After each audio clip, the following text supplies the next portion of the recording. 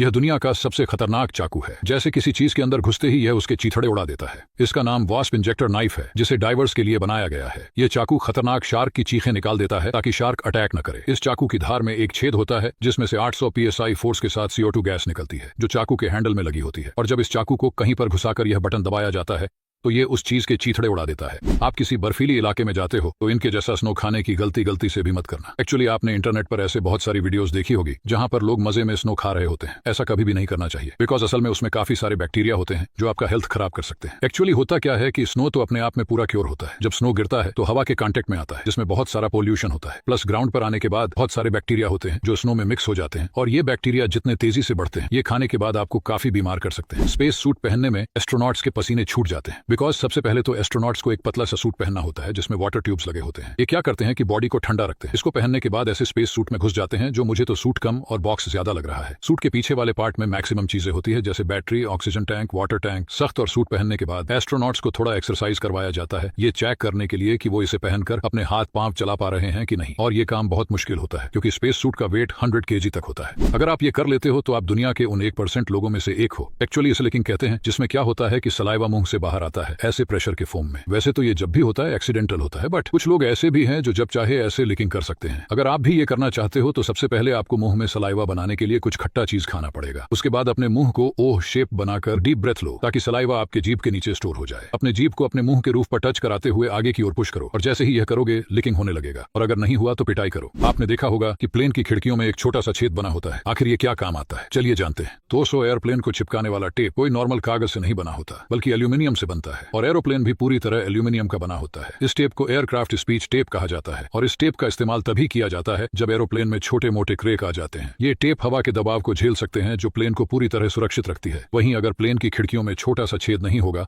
तो प्लेन गुब्बारे की तरह फट जाएगा, क्योंकि इन छेद से प्लेन के अंदर हवा का दबाव मेंटेन रहता है। और इतनी ऊंचाई पर प्लेन की खिड़की को पूरा खोल दिया जाए तो लोग ठीक से सांस भी नहीं ले पाएंगे। यह है मछली पालने का सबसे बेस्ट तरीका, जिसमें मछलियों को कुछ इस तरह से तालाब के अंदर कंटेनर्स में रखा जाता है ताकि वह इधर उधर न जा सके, और साथ ही यह दूसरे शिकारियों से भी बची रहेगी और इन्हें चारा खिलाने में भी बहुत आसानी होती है।